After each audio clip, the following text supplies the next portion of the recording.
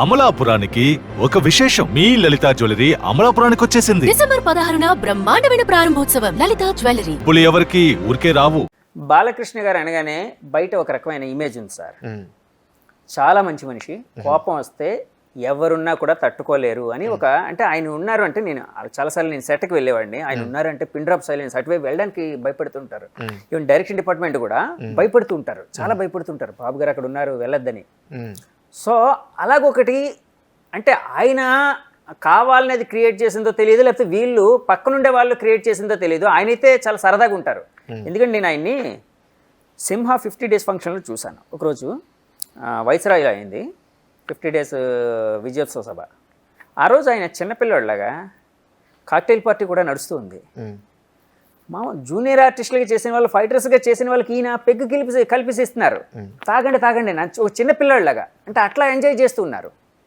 కానీ బయట ఆయన కోసం ఏంటంటే ఒక కోపిష్టి, ఒక పరశురాముడిలాగా ఉంటారు ఆయన అన్నట్టు వినిపిస్తూ ఉంటుంది. అంటే ఆ ఇమేజ్ ఇప్పుడు చాలా వరకు మారింది. ఈ అన్స్టాపబుల్ షో. అవునండి, అవును. Season 1, season 2. కానీ నేను ఎందుకు ఇది అడుగుతున్నానంటే, బాలకృష్ణ గారు మామగారు కాబోతున్నారు అని అనిపించినప్పుడు మీకు ఫస్ట్ కలిగిన ఫీలింగ్ ఏంటండి? భయం ఏమైనా వేసిందా, లేకపోతే జాగ్రత్తగా ఉండాలి? ఆయన గురించి ఇప్పుడు తెలిసినంత అప్పుడు తెలియదు కదా. అప్పుడు అంత తెలియదు కాబట్టి కొంత ఈ ఊహలు ఉండినాయి. ఏమో ఆయనకి అంత కోపమా, ఎలా ఉంటారు అని. తేజుని కలిసే ముందు ఓకే, కానీ ఒక 2-3 సార్లు ఆ సందర్భంలో ఆయన కలిసి మాట్లాడినప్పుడు అప్పుడే అర్థమైపోయింది చాలా జోవియల్ పర్సన్ అని. మనిషి అన్నాక ఎవరికైనా సరే లోపాలు ఉంటాయండి. బాలకృష్ణ గారికి కొంచెం ముఖ్యమైన కోపం ఉంటుంది కొన్నిసార్లు, అన్ని సందర్భాల్లో కాదు కానీ కొన్ని సందర్భాల్లో. కానీ అది అలా వస్తుంది, అలా పోతుంది, మనసులో పెట్టుకోరు. అండ్ వేరే వేరే కారణాల వల్ల ఒక్కొక్కలాగా డెవలప్ అవుతారు. ఆయన సందర్భాలు ఏంటో నాకు ప్రత్యేకంగా తెలియదు, కానీ ఒక దూరం నుంచి చూస్తే ఎన్టీఆర్ గారు అబ్బాయి, అండ్ ఆ వాతావరణంలో పెరిగిన ఆయన చిన్నప్పటి నుంచి ఆయనకి గారాభమో లేకపోతే ఆయన మీద చేస్తే చిరాకు పడే అవకాశం ఉంటుంది కదా. సో ఆ తత్వం కొంచెం వచ్చి ఉండొచ్చు. కానీ మీరు అంటే చాలా సింపుల్, ఒక ఎన్టీఆర్ గారు అబ్బాయి ప్రవర్తించే విధానంగా ప్రవర్తించాడు ఆయన.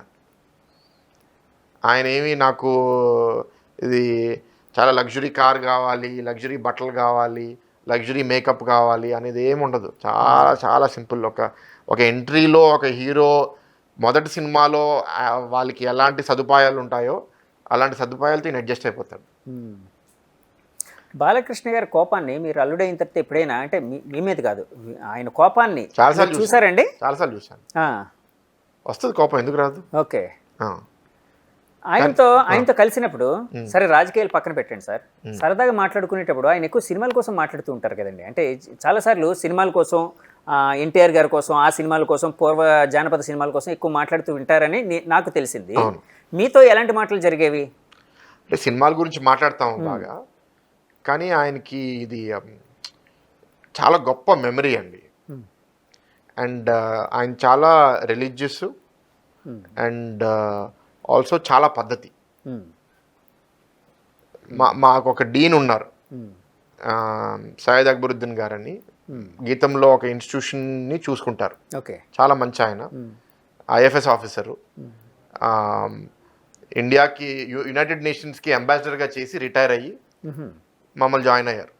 చాలా మంచి లీడర్ ఆయన. బాలకృష్ణ గారు నిజాం కాలేజ్లో క్లాస్మేట్స్. ఎప్పుడు 40 ఏళ్ళ క్రితం. సయ్యద్ గారు ముస్లిం కదా, సో రంజాను, ఈద్ అన్నీ సెలబ్రేట్ చేసుకుంటారు. ఈయన ప్రతి సంవత్సరం ఈయన ఎక్కడున్నా సరే, ఎందుకంటే ఐఎఫ్ఎస్ ఆఫీసర్ కాబట్టి ప్రపంచం అంతా తిరుగుతూ ఉంటారు, ఫోన్ చేసి ఈద్ ముబారక్ విష్ చేస్తారు. బాలకృష్ణ గారు విష్ చేస్తారు. ఇలాంటి పద్ధతులు ఆ సెంటిమెంటల్ ఇది ఒకరితో కాదు, ఓకే, వేల మందితో. ఇప్పుడు సయ్యద్ గారితో అక్కడ నిజాం కాలేజ్ క్లాస్మేట్స్గా ముగించిన తర్వాత ఆయన ఐఎఫ్ఎస్ ఆఫీసర్ అయిపోయి ఢిల్లీ ఇంకెక్కడికో వెళ్ళిపోయారు. అసలు ఇక్కడ కలిసి మిత్రత్వం అనేది లేదు. ఆ మిత్రత్వంతోనే 40 ఏళ్ళ మిత్రత్వంతో ఇప్పటికీ, మొన్న ఎంత రంజాన్ అయినా ఇప్పుడు 10 రోజులు అవుతుంది. ఆ 10 రోజులకి మళ్ళీ సయ్యద్ గారు ఇప్పుడు మా టీంలో ఉన్నారు కదా, నాకు చెప్తున్నారు, ఈయన ప్రపంచంలో ఎక్కడున్నా సరే నన్ను చాలామంది మర్చిపోతారు కానీ మీ మామ మాత్రం నాకు మర్చిపోరు విష్ చేయడం అని. సో అది అలాంటి ఆయనకి ఎక్కువ ఉంటాయి. సో ఒక హ్యూమన్ వాల్యూస్ ఎక్కువ ఫాలో అవుతారు చాలా. అండ్ ఆయన ఎవరి కోసం ఆయన నచ్చుతారో వాళ్ళు ఎప్పుడు ఆయన మనసులో పెట్టుకుంటారు. ఓకే. ఇప్పుడు నేనున్నాను, నేను ఏదన్నా చేస్తున్నాను అనుకోండి, నాకు ఫోన్ చేసి ఎట్లా ఉంది, టైమింగ్ కూడా ఫాలో చేస్తారు ఆయన, ఏ టైంకి వెళ్తున్నావు, ముహూర్తాలు. ఆయన పరిధి లోపలికి ఏదన్నా వచ్చింది అనుకోండి, ఆయనకు తెలిసిన ఒక విషయం గురించి వస్తే అది ఎండ్ టు ఎండ్ సరిగ్గా జరిగేటట్టు వాళ్ళు ఎవరైతే ఆయన శ్రేయోభిలాష్ వాళ్ళ గురించి అంత జాగ్రత్తగా చూసుకుంటారు ఆయన. ఓకే సార్, బాలకృష్ణ గారు మీరు ఇంటర్వ్యూడ్ అయిన తర్వాత ఫస్ట్ టైం ఆ ఇంటికి వెళ్ళినప్పుడు ఆయన మీతో అన్న మాట ఏంటి, ఏమైనా గుర్తుందా? అంటే స్పెషల్గా చెప్పారా ఏమైనా? అసలు ఆ సీరియస్నెస్ ఫార్మాలిటీకి బాలకృష్ణ గారు అంత సూటబుల్ కాదు. ఆయన ఎప్పుడు జోవియల్గానే ఉంటారు. ఇలా వచ్చి నువ్వు మా కూతురిని తీసుకెళ్తున్నావు కాబట్టి నువ్వు ఇట్లా చేయి అట్లా చేయి అని ఏమి ఉండదు. ఆయనతో వెరీ ఫ్రెండ్లీ, చాలా ప్రేమగా ఉంటారు. సో అందుకే నాకు అసలు ప్రత్యేకంగా నాకు గుర్తుంది ఏంటంటే ఆయన ఇలా క్యాజువల్గానే ఉండడమే నాకు గుర్తు. ఎందుకంటే మాకు పెళ్ళై 10 ఏళ్ళు అవుతుంది. సో అంతే తప్ప ప్రత్యేకంగా ఇది అది అని చెప్పడం నాకేం గుర్తులేదు. మీరు యూఎస్లో చదువుకున్నారు కదండి, యూఎస్లో చదువుకునే వాళ్ళకి అంటే కొంచెం ఈ సినిమా క్రేజ్ కూడా ఉంటుందని వింటూ ఉంటానండి. అది ఎంతవరకు కరెక్టో నాకైతే తెలీదు. మీకు ఒక బ్యాక్గ్రౌండ్ కూడా ఉంది కదా, ఎప్పుడైనా సినిమాల్లో మరి ట్రై చేయాలి ఏమనిపించలేదు సార్?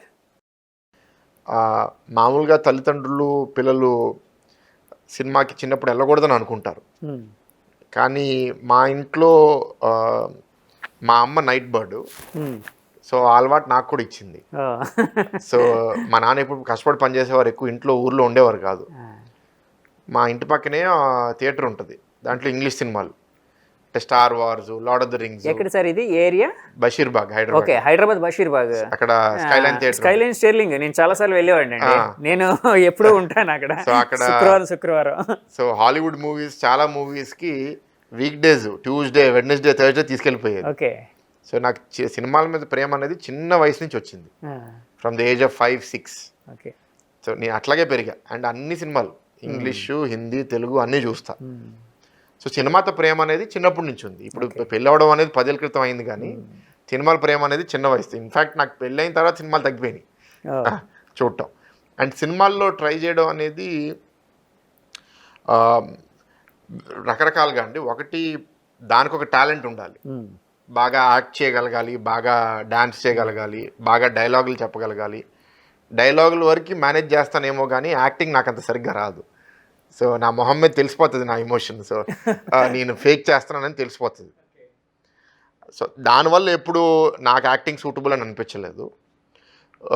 రెండు ఏంటంటే, ఒక యాక్టర్స్ జీవితం అనేది కొంచెం కష్టమైన జీవితం. పాలిటిక్సే కష్టం అంటే యాక్టర్స్ ఇంకా దానికన్నా కష్టం. ఎందుకంటే ప్రతి సినిమాతో గ్రాఫ్ అట్లా పెరుగుతుంది, లేకపోతే అట్లా పడుతుంది. అండ్ మనం ఉన్న ప్రపంచంలో ఇప్పుడు మీరు ఫ్యాన్స్ మామూలుగా చూసుకుంటే క్రికెటర్స్కి ఫ్యాన్స్ ఉంటారు, పాలిటిషియన్స్కి ఫ్యాన్స్ ఉంటారు, యాక్టర్స్కి ఫ్యాన్స్ ఉంటారు. కానీ పాలిటిక్స్లో క్రికెటర్స్కి 2కో 3కో 4కో వచ్చినంత ఫేము సినిమా ఇండస్ట్రీలో 100 మందికి ఉంటుంది. ఆ పిచ్చి, ఆ క్రేజ్. ఒక హీరోయిన్, ఒక నచ్చిన హీరో వస్తే మీద పడిపోతారు అందరూ. సో ఎమోషనల్గా యాక్టింగ్ అంత హైకి తీసుకెళ్తుంది, అంత లోకి కూడా తీసుకెళ్తుంది.